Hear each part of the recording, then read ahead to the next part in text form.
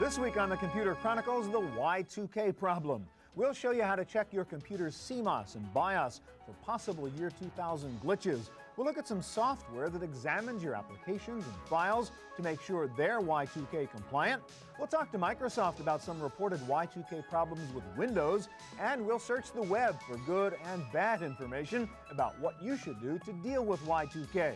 Plus, we'll look at the mainframe side of the problem. Can you count on power, water, money, and safe air travel on January 1?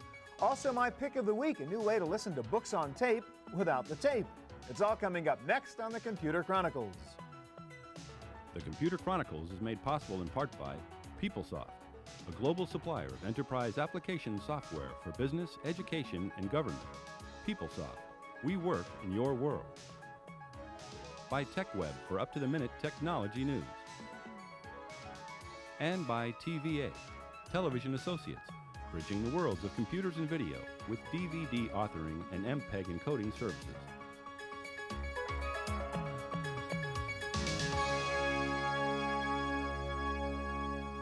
Hi, and welcome to the Computer Chronicles. I'm Stuart Chaffee.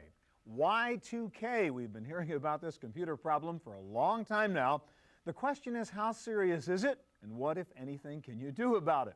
If you don't think this is a serious problem, let me show you Exhibit A. There is a rather large global company called Shell Oil, and you would think they have the computer resources to deal with the Y2K problem. Let me show you the credit card that Shell Oil recently sent me. It says right here, as you can see, valid till the year 1000. Whoops. Well, if Shell Oil can't figure out how to solve this problem, my guess is there are other serious problems lurking out there come January 1, 2000. On this program, we're going to focus primarily on how the Y2K problem can affect your personal computer. And there are several levels of the problem. We'll deal with all of them. Hardware problems in the form of the CMOS chips and the BIOS in your computer's motherboard, your operating system, your software applications, and your files. And we'll start with the hardware issues. And Mike, I guess that's your territory here. You've pulled a motherboard out of a PC here, and why don't you explain to us what the hardware side of the problem is? Well, basically your date originates from your CMOS chip inside your motherboard. Okay, so that's a CMOS chip, and that's being run by this battery, and that always is remembering what the date is. Yes, and that is where your 19 is embedded that you've heard so much about that causes the Y2K. Got it, and then what about the BIOS? All right, the BIOS at boot up time calls the CMOS for its date and time. Okay, so the BIOS chip is over here. Correct. It says, hey, what's the date? And if this guy gives it the wrong information, everything goes to hell after that. Correct. Passes it straight to the operating system. Therefore, you'll have an invalid date when you reboot January 1st. Now, given it's a hardware problem, can we still fix it and deal with it in software?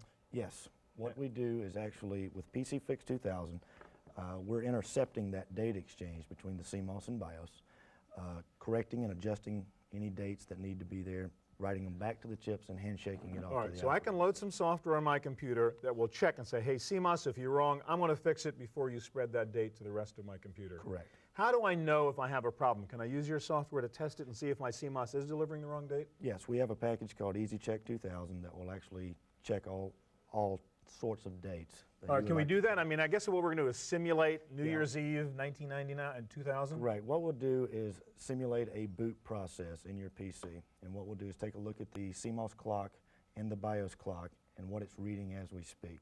Now, we'll simulate the boot by setting it to 12/31/99, just a few seconds before midnight. It's New Year's Eve, December 31st. That ball is coming down in Times Square. And what will your computer do? Okay. So here we go. We set the date. A couple seconds to go. 2, 1. Whoops. And our CMOS clock went to 1900. Now the BIOS somehow still said 2000. Correct. On most post-96 machines, the BIOS is correcting for the 1900 in the CMOS. But we could still have a problem if an application is directly accessing the CMOS chip. There are applications that do that, and there's Windows NT operating system does that as well. So my computer, or many apps on my computer, are now going to think it's 1900, which is wrong, so things will get screwed up. How do I fix it with the software? Actually, at each boot up, we will execute PC Fix at boot up time, apply our algorithm, retrieve the date. And now the CMOS says 2000. And correct. All right, so you've got a kind of memory resident piece of software that's constantly going in there correcting that problem. No, it does not remain in memory. It doesn't. Doesn't take up any resources, doesn't conflict with any software. But somehow it just permanently fixes that problem? It does its job at boot up time and then goes away. Yeah. Let me ask this now. Why should I care that my CMOS clock is wrong? Is that really going to have any consequences to me as I'm doing my work on my PC other than the fact that the computer thinks it's the wrong date? If you're using any calendar software or date and time sensitive software, you could very well boot up January 1st, 2000 and every appointment you've ever had could You're 100 years late for that appointment, it's 100 going to years tell late. me. And it could cause accounting software packages. Sure. Now, if I have a reasonably new computer, I bought it within the past year or two, could it still have a CMOS problem? It could very well. The CMOS technology still in today's motherboards are using the old Motorola technology that has the 19 embedded Still in the could be chip. old chips and they could still have that problem, even though it's a new PC. This PC here is a 6-month old. Wow, still has the problem. Last question, you've got something up on your website, a free download that will check the CMOS problem? Right, that's the EasyCheck 2000 product, and it will check all your hardware Got it. dates. Mike, thank you very much. Well, let's move to another part of the Y2K problem, your software applications and your files. What can you do to make sure they are Y2K compliant? And I guess your answer is buy Norton 2000, right? That's right. What does Norton 2000 actually do? How do I deal with the applications and the files? We run a scan on your system and we look at all the commercial off-the-shelf applications, and then we actually look at the data that's within your files, like your spreadsheets. All right, so if we take a look at the screen here, again, I can run a big scan, then run Right. my applications, run my files. Right. And let's go to the applications first. What kind of report do I get? Right, this is the first report you see, and it breaks it down into 3 categories. Really bad problems, maybe a problem, seems to be okay, huh? Exactly. And then you can drill down on each All of right, them. so if I say, it says real serious problems and... Severity 5s and severity 3s in here. 5 means it's not Really going to be able bad. to handle dates beyond Okay, 1999. so that's the worst, the severity That's the 5. worst. Severity 3 might be screwed up a little bit. Severity 3 sometimes have workarounds. Yeah. Well, this is like big deal. CC Mail, Excel, plus PowerPoint, Windows, Exactly. right? So I have some problems here. What do I do next now that I know I have those problems? Well, if you drill down further, we explain the issue, provide a direct link to the vendor's website, because sometimes they'll have a patch or an upgrade, something like that. And then also sometimes there's a workaround, and if so, we'll provide that suggestion. All right, so you're not going to fix this for me, but you're going to tell me where to go to get it fixed. Go to the Microsoft website, download this patch, and that will solve the problem. Exactly. All right, now what do I do about particular files? All right, I know Excel's no good, but does that mean all my spreadsheets are screwed up? No, not necessarily. Again, it depends on the compliancy of the application And itself. how I entered the date And information. how you entered the Yeah. date. All right, so what is this? So here is the scan that we've run on the data. Again, you see the severities. All right, so you're looking at the actual files now, not the applications anymore, and you're Exactly. telling me, hey, I've got 2 severity 5 spreadsheets, Excel spreadsheets that are just going to not function anymore. Yeah. And if this is something that you're doing financial planning for your Yeah. future, you want those So what do I numbers do? to I be mean, right. am I just stuck? No. Norton 2000 will give you exact information on what the problem is. It will tell you exactly what cell. Oh, for so it's instance. saying there's specific cells that have date information that are Exactly. causing the problem. Exactly. And All right, now what do I do? well, you go in there, and also for Excel spreadsheets, we provide a real nice visual way of seeing where the problems are. So I'll show you an example of that. Here we go. Okay, so you color code the bad cells. Exactly, and annotate. So the yellows are a 3, and the pinks are a 4, and the reds are a 5. So the reds are the severity 5 ones, et cetera, et cetera. Now, Exactly, I've got so- a lot of bad cells. Obviously, they're all date things. You're right. Now, why would some dates be red and some would be yellow? They're all dates. Well, because this one, as you see, it's listed as a 2-digit year, but in this case, it's actually been read correctly. It's being read Okay. as 1988. But it might be included in But the formula you'll be- somewhere else. exactly. Okay. So this one is wrong, and then this one in the red is relating back to that cell right there. That's Yeah. Now, what do I do now? I mean, am I just stuck to just say don't use the spreadsheet, or can I go in and correct that you problem? can go in, change it into a 4-digit date. Fix the formula if there is a formula. Okay, so the problem might have been mine. I was careless like Exactly. everybody else, and I used a 2-digit year. Just make it a 4-digit year, and that could solve We've all the been problem. programmed to enter 4-digit years. Yeah. In the work you do with Norton 2000, are there obvious certain applications that are the suspect ones that I should look out for? In general, anything that relies on dates, so calendar programs, any financial applications. Anything that draws a conclusion based on a date, Exactly. not a word word processing document, obviously. Exactly. All right, Norton 2000. Thank you. Well, while we're focusing on the PC side of the Y2K problem, the big fear that most people have is not about their personal computers, but about the massive mainframe systems that run the power companies, the banks, the airlines, most of our basic services. Here's a look at what some experts have to say about what will happen with those come January 1. On a bright spring day in San Francisco, the Millennium bug is probably not foremost in people's thoughts. But hidden inside most basic services, from water and power to streetlights and buses, are embedded chips and software that might depend on the date and time to operate. That is what worries cities like San Francisco, which began its Y2K probe 4 years ago. With the embedded systems, we're looking at fire trucks. You know, it's a whole different look at the world and the valves on the water system. If there's an embedded system in a valve and it fails, what will probably happen? If the valve is open, it will probably stay open. If it's closed, it will probably stay closed. Is that a bad failure? Is that something we can fix over time? Also, virtually all valves have manual overrides. But has anybody used them in the last 20 years? Susceptible chips can show up in unlikely places. For example, the city's cable car system, over 100 years old, runs from electric generators that are controlled by computer. Light rail vehicles are almost completely automated, and even buses and fire trucks have embedded microprocessors. We are finding that with heavy equipment, there are other issues with maintenance cycles. And there are pre-built maintenance cycles for things, for example, like water pumps and the ladders that go up and the engine. And some of those systems on some fire trucks, if they're not serviced, don't work. The Wells Fargo Bank approached Y2K in a different way, by building a parallel banking system and then advancing the dates. So a fictitious customer can make a deposit or transfer funds on December 30th, 1999, and a fictitious teller could see those funds appear on January 3rd. We've created a miniature bank of our own. Actually, if it was, you could pick up this environment and probably sell it to some other banking institution because it handles a couple 100,000 customer accounts. These aren't real accounts, these are test accounts that we have out there. And we process a full day's activities from printing out statements to sorting checks. Wells Fargo's bank within a bank has everything from PC banking to receipt printers to ATMs. But what happens at midnight December 31st? So far, so good. The tests themselves, we're in contact with them. They're working pretty good. We have until June of this year to complete everything, so a number of them are getting into place now and being set up. And as an industry as a whole, I think we are in very good shape. People have taken us very seriously, especially in the financial services industry, and the work is taken care of. I'm very comfortable. Assuming you can withdraw cash from your ATM in January, will you be able to spend it, say, for an airplane ticket? Airports face the known problem of finding and fixing embedded controllers with an additional complication. They will be counting on every other airport to do the same. It's a real problem because we're not the only airport in the country. A lot of airport manufactured products are duplicated at other facilities, not necessarily airports, but other manufacturing facilities or public transportation hubs and that sort of thing.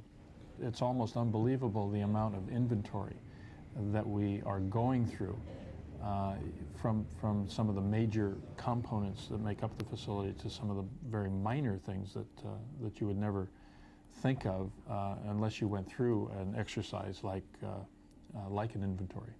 The task is daunting, to find every chip and program that might have a date function and rewrite or replace it. But some areas get immediate attention. We have to look at everything imaginable, I think, but you have to set priorities. And the priority is the safety, security aspect. So we have to maintain a secure airport. We have to provide safety for the traveling public. Embedded controllers are lurking everywhere, even in services that appear to be low-tech. San Francisco's water supply comes by aqueduct from the Sierra Nevada mountains, using gravity as its main engine. But pumps, chemical systems, and valves are operated by programmable logic controllers, or PLCs. All of the chips have been inventoried, but what if one malfunctions? Actually, there's very little high-tech. When this system was designed, it was a brilliant engineering feat in the early part of the century. And most of that infrastructure is still in place, where we have upgraded a number of like you mentioned, valves, the devices that move the valves, the monitoring equipment.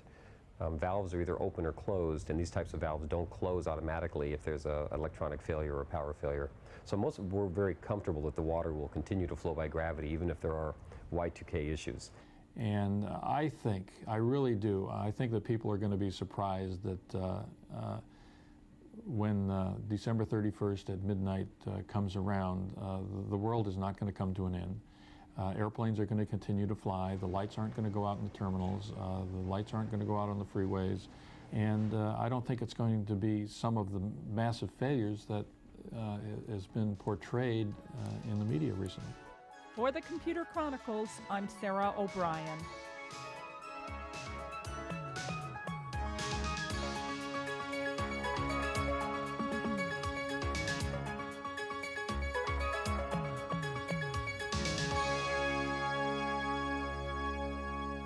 Well, the one issue we haven't dealt with yet in the Y2K problem is what about your computer's operating system? And of course, in most cases, that means is Windows Y2K compliant, so let's find out.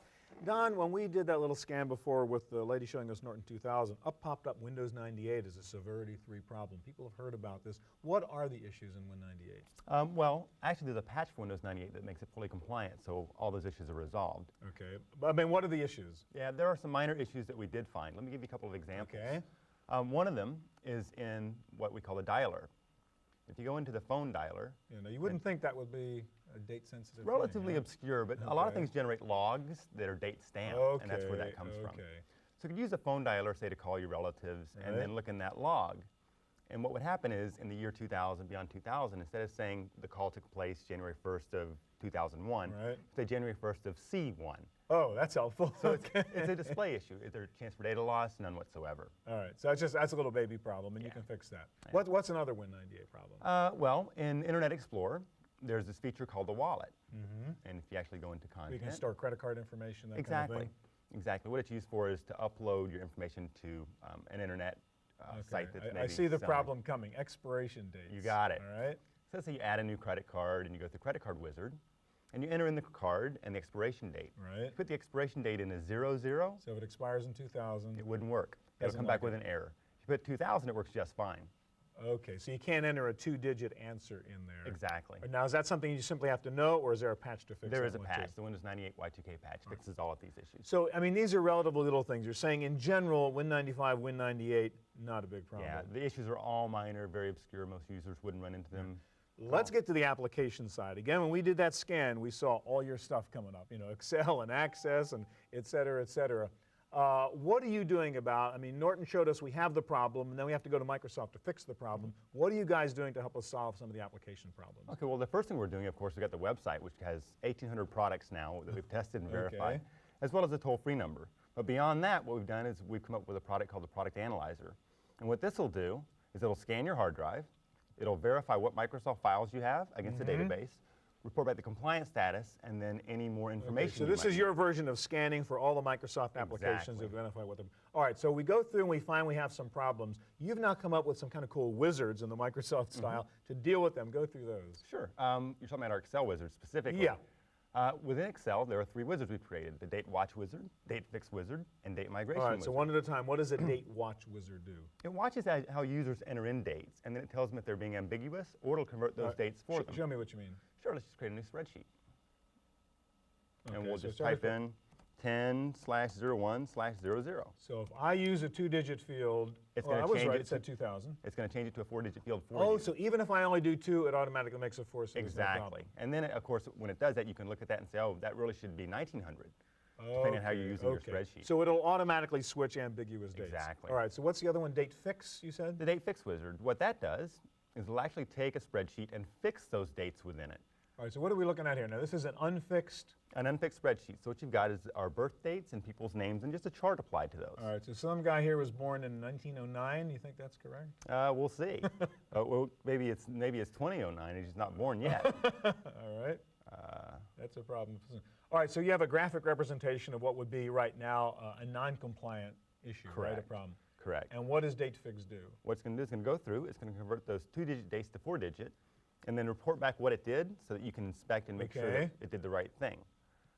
So we'll just run So that. it's gonna auto-fix all this. So it's going to print a spreadsheet that says this is what it did. So in Okay. case I want to go back and say that was wrong. And it was 2009, okay. I mean, it's And- obviously a mock-up. but Exactly, a mock-up. It would have made that mistake, typical Y2K problem. So you can actually go through your spreadsheets either on a case-by-case basis Yeah. like this or against an entire directory and actually apply those. And case- quickly, this. date migration wizard, what does that do? It's used for taking earlier versions of data from Excel and into Excel 98 and doing exactly Or so if these an old things. spreadsheet had the problem, you can correct it as Exactly. you move it over. Exactly. So you guys are providing the fixes. We are. Thank you very much. Thank you, Stuart. All right, well, as always, the internet is a great source of information about Y2K, and in some cases, it's a source of misinformation. Well, to help us sort all that out, we've asked Mike Elgin, editor of Windows Magazine, to join us and to show us some of the good and the bad stuff on the web. I guess it's important to think of the internet as a resource because we're talking about stuff that's changing every day, isn't it? You might not want to go buy a book about Y2K issues. Right. People are discovering a lot and will continue to learn new things all year. So it's a good idea to keep going back to the best websites. Now, you guys, Win Magazine, you have a very good website on Y2K. Why don't you show us that first, because it's really a kind of portal, if you will, to Y2K problems. Sure, okay. Our main Y2K page is what we call Y2K Watch. Okay. And it's primarily a bunch of links, which we think are the best links for people concerned about the PC aspect of the Y2K problem, both on the hardware and software side. All right, so what kind of links, for example? Where would you send us? Well, first of all, we've got our Y2K discussion forum. This is where people who are knowledgeable can get together trade with people who information are about looking what for information. problems they found, et cetera. Exactly. It's a discussion area. This is brand new, and this will get more and more rich information in Okay. there as we go on. Another thing that I emphasize, I want everybody to read this article. It's by Fred Langa. It's the single best article about finding and fixing Y2K problems Okay. with a personal computer, with you and your own computer. And this is different from a IT administrator who Got needs it. to worry about the whole All right, company. so lots of resources at your website. And how do I get there? What's the URL? It's winmag.com. Okay. And then just click on the Y2K link. All right, now the government has some websites up there too, right, to theoretically help us out? That's right. They're providing a lot of information, and actually some of them have been based on President Clinton's initiative to solve the Y2K problem. And so this is the presidential Y2K conversion site. And there's a lot of information. These links go into all kinds of private This and sort of public. business-oriented kind of stuff? That's right, basically? especially for business owners. People worried People about doing business with the government and so That's on. right, legal issues, Okay. some of the heavier stuff. How about from the consumer point of view? The government has a consumer-based Y2K site that's full of lots of information, and will answer just about any question that that people have from different departments. Should I be within the worried about government. Social Security? Should I be worried about this and that? Exactly, insurance and on and on. All right, now there's another site I know you really like, another independent site. It was Y2000, is it? Yes, it's Peter DeJager's site. Now, Peter was the original Y2K guy who was out there Right, telling everybody. right. And this site's been up for years, and he's built this huge database of information, and he's attracted all the experts. So this is an excellent site. Year2000.com. That's a good URL. Now, what about all these people who are saying the world's going to come to an end, the planes won't fly, the power won't work, the ATMs won't work? There are sites up there that are just spreading all kinds of horror stories. I mean, where do you go if that's sort of your perspective on this? Well, there's a good site that I want to show you here. Now, this is a relatively mild site called the Cassandra Project. Okay. Now, this is for practical information on how to survive any sort of power outages and so on. What happens if the ATM doesn't work, right? Exactly. The water And stops flowing. Make sure you have water, make sure you have heat, and so on. There's also some constructive information about community projects to make sure the neighborhood is working So this together is on this. CassandraProject.org. That's right. Now there's of course, some other sites that are There's some pretty doomsdayers. wild things out right. there, yeah. They, get a gun and some water, move to Montana, and hide in a hole somewhere. I think that view, by the way, is unnecessary. I don't think that's. But this is sort of general preparation, just in case bad things happen. Exactly.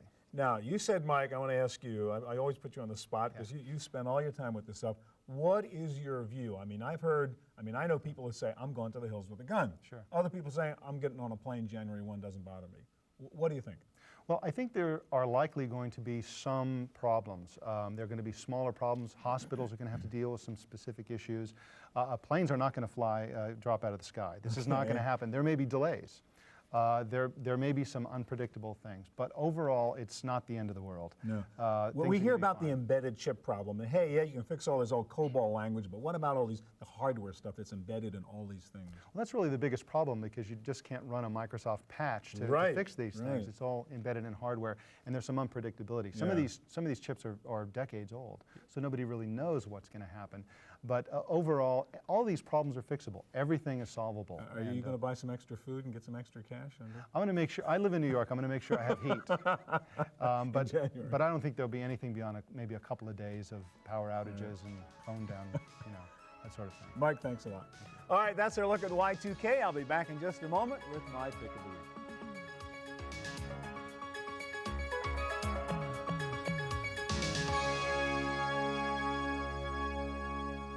Before I get to my pick of the week, I did want to mention one other Y2K program which is very good, but which we didn't have time to cover during the show. This is it. It's called IntelliFix 2000. It's a terrific all-in-one solution that solves hardware and software problems. If you're running a business on your PC and Y2K is really important to you, you might want to check out IntelliFix 2000. Cost is only $79. Now for my pick of the week. One of the hot new uses of the internet is for listening to audio. Sites like broadcast.com, where you can listen to radio stations, and sites like MP3, where you can listen to and download CD quality music. But one of the fastest growing uses of audio in general is books on tape. And there is a website and an audio player designed specifically for spoken word audio. This is the player right here. It's called the Audible. It's a solid state audio player. You can listen to this using headphones that come with it. You can use the included stereo cassette adapter if you want to listen in your car radio. To download an audiobook, you log on to the audible.com website. You can select from thousands of available books, and the cost for the books is about half the price you would pay for the cassette version of the same book on tape. I've downloaded the John Grisham novel Testament, so let me plug this in and you can hear what it sounds like.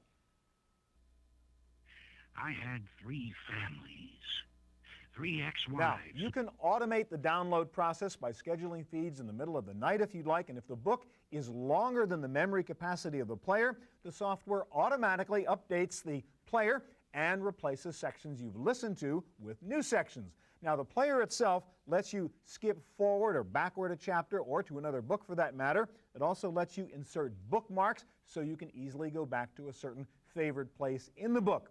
The Audible comes with a simple docking station like this, which plugs into your serial port. This also acts as the battery charger. The cost for the player is about $200. You can get it for $99 if you agree to buy a minimum number of books online. That's it for this edition of the Chronicles. Thanks for joining us. We'll be back here again next week with the latest in hardware, software, and the internet. Hope we'll see you here then. The Computer Chronicles is made possible in part by PeopleSoft, a global supplier of enterprise application software for business, education, and government. PeopleSoft, we work in your world. By TechWeb for up-to-the-minute technology news. And by TVA, Television Associates, bridging the worlds of computers and video with DVD authoring and MPEG encoding services. To purchase a videotape copy of today's program, call toll-free 1-888-310-7850. Please specify the show number and the topic. Next week on the Computer Chronicles, we'll take you to Los Angeles for the annual Excellence in Software Awards, the Codies. Actor Robert Urich, comedian Rondell Sheridan, and former Apple CEO Gil Amelio join us as we honor the best new computer programs of the year. The Codies, next week on the Computer Chronicles.